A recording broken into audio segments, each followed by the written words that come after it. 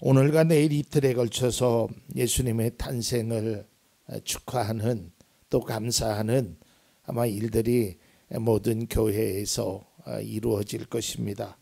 서로 기뻐하고 성도들 간에 서로 위로하고 또한 예수님께서 이 땅에 오신 분명한 이유를 깨닫고 기쁨과 행복한 성탄이 우리들의 성탄이 되기를 바랍니다.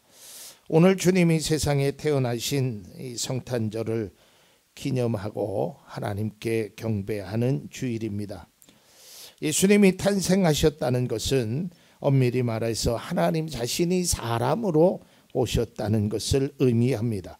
빌립보서 2장 6절에서 7절의 말씀을 보면 그는 하나님의 모습을 지녔으나 하나님과 동등함을 당연하게 생각하지 않으시고 오히려 자기를 비워서 종의 모습을 취하시고 사람과 같이 되셨습니다. 그는 사람의 모양으로 나타나셨다고 기록되어 있습니다. 본문은 예수님이 이 세상에 오심을 알리는 말씀입니다. 아직 예수님께서 이 세상에 태어나시기 전에 주의 천사가 그의 어머니를 통해서 말하고 있는 것이죠. 다시 말해서 예수님이 성령으로 잉태되었음을 요셉에게 마리아에게 말하고 있습니다. 자, 이제 성령께서 이렇게 말씀하십니다. 아들을 낳을 것이니 이름을 예수라 하여라. 그러니까 이 말의 원어적인 의미를 보면 내가 너에게 아들을 준다. 그러니까 너는 그의 아이기의 이름을 예수라고 해야 한다라는 거예요. 그러니까 요셉의 입장에서는 수동적인 겁니다. 내가 아무것도 하는 것이 없이 하나님께서 다 이미 아이도 정해주시고 이름도 정해주셨다는 것이죠. 그러니까 예수라는 이름에 이제 오늘 성경이 두 가지로 설명을 하고 있는데 그 첫째는 자기 백성을 그들의 죄에서 구원할 자이다. 그리고 두 번째 또한 임마누엘이라고 하셨는데 하나님이 자기 백성과 함께 한다라는 뜻이에요. 그러니까 우리가 믿는 그 주님의 이름은 예수인데 그 예수님의 그 하시는 일에는 임마누엘이라는 또 다른 뜻이 내포되어 있다라는 것입니다. 다시 말해서 두 이름의 뜻은 앞으로 예수님께서 어떤 일을 하실지에 대해서 또 예수님께서 왜 이 땅에 그 낮고 낮은 자리에 사람의 모양으로 나오실 수밖에 없었는지 그리고 예수님이 하나님의 아들로 왜 그러한 일을 해야 하는지에 관해서 이미 다 말씀하고 있습니다. 여러분 사실요 예수라는 이름은 굉장히 흔한 이름의 하나입니다. 예수님만 예수가 아니고요. 그 당시에 예수라는 이름을 가진 사람이 굉장히 많았어요. 오늘날 우리가 믿음의 가정에도 이름들을 보면 뭐 하은이, 예은이, 은총이, 사랑이, 은혜 뭐 이런 이름들이 많잖아요. 그러니까 그 당시에 예수라는 것에는 그런 이름들이 다 사람들이 사용했습니다. 하나님의 은혜를 사모하듯이 당시의 사람들은 예수라는 이름을 자기 자녀에게 주기를 원했고요. 또 그렇게 행했다는 것이죠. 그러나 예수님이라는 오늘 성경의 이름은 유대 사람들의 일반적인 규례가 아닌 부모가 지어준 것이 아닙니다.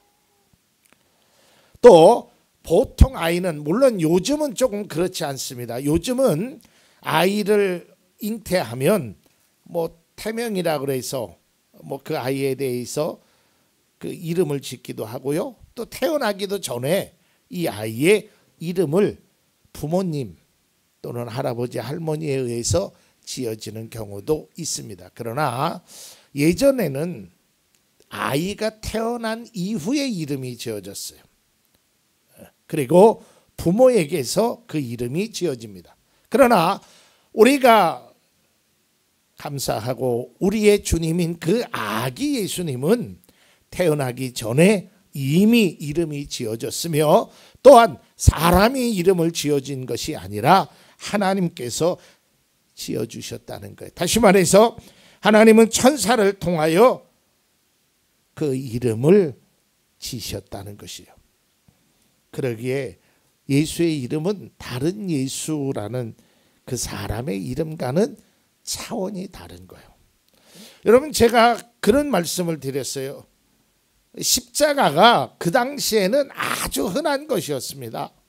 그리고 십자가에서 처형당하는 것도 많이 사람들이 볼 수 있어요. 십자가가 중요한 것이 아니라 그 십자가 위에서 죽으신 예수 그리스도의 사랑과 은혜가 중요하다라는 말씀을 드렸어요. 마찬가지입니다. 예수라는 이름이 흔한 이름이에요. 하지만 하나님이 지어주신 하나님의 아들이신 그 예수님은 흔한 이름이 아니라, 부모가 지어준 이름이 아니라 사람의 능력을 뛰어넘는 하나님의 아들이심을 우리는 알아야 한다라는 것입니다. 그래서 예수의 이름은 유일한 이름이에요. 하나님이 지어주신 특별한 이름이기도 합니다. 하나님이 사람에게서 그 이름을 지어주신 것이 아니라 하나님께서 직접 지어주셨으며 하나님의 보내주신 유일한 구원자임을 성경은 미리 말하고 있습니다. 다시 말해서 사람을 구원할, 인류의 죄를 구원하실 분은 바로 예수 그리스도라는 것을 명확하고 아주 확고하게 하나님이 오늘 말씀을 통하여 예고하고 있습니다. 우리가 잘 아는 대로 요한복음 말씀 3장 16절을 한번 보겠습니다. 하나님께서 세상을 이처럼 사랑하셔서 외아들을 주셨으니 이는 그를 믿는 자마다 멸망하지 않고 영생을 얻게 하려는 것이다. 그러니까 하나님께서 아들을, 예수 그리스도를 세상에 보내시는 그 이유와 목적 분명하게 기록되어 있습니다. 다시 말해서 예수님을 이 땅에 보내심은 인간을 죄에서 구원하시기 위함, 그 이름을 이미 말씀하고 있다라는 것이죠. 예수님은 인류를 구원하시기 위하여 이 땅에 오셨습니다. 죄로 인하여 죽을 수밖에 없는 사람들을 구원하시기 위해서 하나님의 특별하신 방법을 통해서 예수님을 이 땅에 보내주셨어요. 그리고 그분의 이름을 예수라 하라. 이는 그가 모든 사람을 죄에서 구원시키기 위함이다. 그러니까 이름에 이미 하나님의 뜻이 함축적으로 이미 다 나타나고 있다라는 것이죠. 구원의 길은 오직 예수 그리스도밖에 없다라는 것을 우리는 믿음으로 고백하는 그리스도인입니다. 여러분, 다른 곳에 구원이 없습니다. 제가 어제 관심 있는 분은 뉴스를 보셨겠지만 JMS 총재되는 그분이 징역 23년형을 받았어요. 여러분, 사람은 예수가 될 수 없습니다. 이름은 예수가 될 수 있어도 그 사람의 능력은 하나님의 자녀인 사람만이 할 수 없는 그 예수님밖에 없다라는 거예요. 그러니까 우리가 어느 누구도 사람은 예수가 될 수 없어요. 사람은 구원시킬 수 없습니다. 유일하신 하나님이 보내주신, 이 땅에 보내주신 그 예수, 그의 이름에 구원이 있고 그의 능력에 구원이 있다라는 것입니다. 사도행전 4장 12절입니다. 이 예수밖에는 다른 아무에게도 구원은 없습니다. 사람들에게 주신 이름 가운데 우리가 의지하여 구원을 얻어야 할 이름은 하늘 아래에 이 이름밖에 다른 이름이 없습니다. 다른 이름이 없다라는 거예요. 여러분, 이름이라는 것이요 굉장히 중요합니다. 왜냐하면 부모가 자녀에게 이름을 지어주는 것은 이렇게 살기를 원하는 마음에 이름을 지어주는 거예요. 그런데 사람은 그 아이를 위해서 기르고 보살펴주고 교육시키고 하지만 그 이름대로 행할 수 없다라는 것을 우리가 알게 됩니다. 그러나 예수님은 달라요. 예수님은 그 이름 자체에 귀한 능력이 있고 이름 자체에 놀라우신 그 하나님의 능력이 포함되어 있습니다. 그 예수님은 하나님의 아들로 예수라는 이름을 자기 백성을 자기 죄에서 구원하시기 위하여 이 땅에 오셨습니다. 또 본문은 이렇게 말합니다. 23절 말씀입니다. 보아라, 동정녀가 잉태하여 아들을 낳을 것이니 그의 이름을 임마누엘이라 할 것이다 하신 말씀을 이루려고 하신 것이다. 임마누엘은 번역하면 하나님이 우리와 함께 계시다는 뜻이다. 아들을 낳을 것이니 임마누엘이라. 그러니까 예수님의 또 다른 사명적인 이름이 있습니다.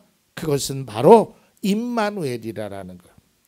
우리가 잘 알듯이 임마누엘이란 하나님이 우리와 함께 하신다는 거예요. 히브리어입니다. 예수님이 이 땅에 오신 목적과 의미를 표현하는 단적인 이름이 바로 임마누엘이에요. 임마누엘이란 이름 속에요, 하나님이 우리를 향하신 아주 중요한 약속이 있다라는 거예요. 임마누엘은 구약 시대에서부터 아브라함에게도 함께 하셨고요. 그 이외의 모든 이스라엘 백성들에게도 함께 하셨고요. 오늘날 믿음의 사람들과도 함께 하시는 거예요. 야곱이요, 아주 힘든 시간 속에서 하나님께서 그에게 찾아와서 이렇게 말씀하십니다. 28장 15절입니다. 내가 너와 함께 있어서 내가 어디로 가든지 너를 지켜주며 내가 너를 다시 이 땅으로 데려오겠다. 내가 너에게 약속한 것을 다 이루기까지 내가 너를 떠나지 않겠다. 끝까지 함께 하시겠다라는 거예요. 누구에게요? 야곱에게. 그리고 믿음의 사람에게 이야기하는 거예요. 내가 너를 절대 떠나지 않겠다. 내가 너와 함께 하겠다. 끝까지 지켜주겠다라고 말씀하고 있는 거예요. 예수님께서도 승천하시기 전에 마지막으로 이런 약속의 말씀을 하십니다. 마태복음 28장 20절입니다. 내가 너희에게 명령한 모든 것을 그들에게 가르쳐 지키게 하여라. 보아라, 내가 세상 끝날까지 항상 너희와 함께 있을 것이다. 여러분, 함께 한다라는 것은요, 두 가지의 방법이 있어요. 내가 그에게 가는 방법이 있고요, 그가 나에게 오는 방법이 있습니다. 물론 세 번째 방법은 서로 어떤 약속의 장소로 오는 것도 있겠지요. 하지만 크게 내가 가든지 그가 오든지 하는 거예요. 그런데 하나님께서는 우리가 갈 수 없기에 하나님이 먼저 우리에게 찾아오셨다는 거예요. 그게 바로 예수 그리스도를 보내셨다라는 것입니다. 임마누엘은 하나님이 우리를 위해 찾아온 것이며 이것이 바로 기독교의 방법입니다. 하나님이 우리와 함께 하시기 위하여 친히 오셨습니다. 아들을 낳으리니 그 이름을 임마누엘이라 하리라. 이 약속은 결코 변하지 않는다는 것입니다. 약속하신 대로 반드시 성취가 되었고 임마누엘로 오신 예수님은 약속을 이루시기 위하여 오셨고 또한 앞으로의 삶 속에서도 임마누엘의 하나님으로 우리와 늘 함께 하시겠다는 것입니다. 이것이 성탄이 주는 기쁜 소식입니다. 성탄절의 가장 중요한 의미이기도 합니다. 성탄절은 예수님께서 내가 너와 함께 하겠다라는 그런 의미로 찾아오셨다는 것입니다. 이제 말씀을 맺고자 합니다. 누가복음 2장 10절 말씀 봅니다. 천사가 그들에게 말하였다. 두려워하지 말아라. 나는 온 백성에게 큰 기쁨이 될 소식을 너희에게 전하여 준다. 너희에게 전하여 줘. 그냥 놔두세요. 아기가. 우리 교회에 아기가 오니까 얼마나 좋은지 모르겠어요. 여러분, 성탄이 큰 기쁨의 소식이에요. 천사가 말은. 근데 사람들이 보기에는 그것이 큰 기쁨의 소식이 아니에요. 내일 성탄절 때 말하겠지만 이 세상의 사람들의 관점으로 바라봤을 때는 그들이 생각하는 성탄과 성경이 말하는 예수 그리스도의 오심이 너무 다르다는 거예요. 그리스도인에게 기쁜 소식이고 세상의 사람에게 모두 기쁜 소식입니다. 그런데 그 기쁨의 원인이 다르다는 거예요. 그들은 예수 그리스도가 이 땅에 태어난 것이 별로 그들에게는 별 감동이 없습니다. 아무것도 그들은 그저 성탄이라는 세상의 크리스마스라는 그것에 도취되어 살아가고 있는. 근데 우리는 다릅니다. 우리는 세상의 방법대로 세상 사람들이 그러했던 대로 기뻐하는 것이 아니라 예수님께서 우리를 위하여 이 땅에 오셨다는 것, 그것이 기쁨이 되는 겁니다. 그래서 누구에게나 다 기쁨이 되는 것입니다. 오늘 본문 말씀에 아들을 낳을 것이니 이름을 예수라 또한 임마누엘이라 하신 말씀의 의미를 우리가 깨달아야 그래야 그 성탄이 진정으로 기쁜 성탄이 될 수 있습니다. 예수님은 우리를 구원하기 위하여 낮고 낮은 자리에 오셨습니다. 그리고 우리와 함께하는 임마누엘이라는 것을 보여주셨다는 거예요. 이것이 얼마나 우리에게 큰 은혜라는 거죠. 이걸 깨달아야 돼요. 그래야 진정으로 성탄의 기쁨을 누릴 수 있습니다. 오늘 성경의 말씀처럼 아들을 낳을 것이다. 그의 이름을 예수라 해라. 그의 이름은 임마누엘이라는 그런 귀한 뜻을 말씀하고 있다는 것입니다. 내일은 주님이 이 세상에 오심을 기억하고 감사하는 성탄절입니다. 예수님께서 이 땅에 오신 분명한 이유가 이름을 통하여 알 수 있습니다. 우리를 구원하심과 우리와 함께 하심을 깨달아야 합니다. 그래야 그것이 기쁨과 감사의 성탄이 될 수 있는 것입니다. 우리는 항상 이때 반드시, 아니 우리가 평생에 깨달아야 될 것은 예수님께서 나를 위하여 예수라는 이름으로, 임마누엘이라는 이름으로 찾아오셨다는 것을 잊지 않아야 합니다. 주님이 세상에 오심은 우리를 위함이고 바로 나를 위하여, 나의 죄를 위하여, 나와 함께 하심을 위하여 이 땅에 오신 그분을 우리는 늘 마음속에 기리며 그분의 삶을 조금이라도 따라가고 그분이 원하시는 그 길을 걷는 그리스도인의 삶이 우리의 모습이 되어야 합니다. 그래야 우리는 진정한 성탄의 기쁨과 그 의미를 깨닫는 것이 바로 우리의 신앙의 본질임을 다시 한번 깨닫는 귀한 시간이 될 수 있기를 바랍니다.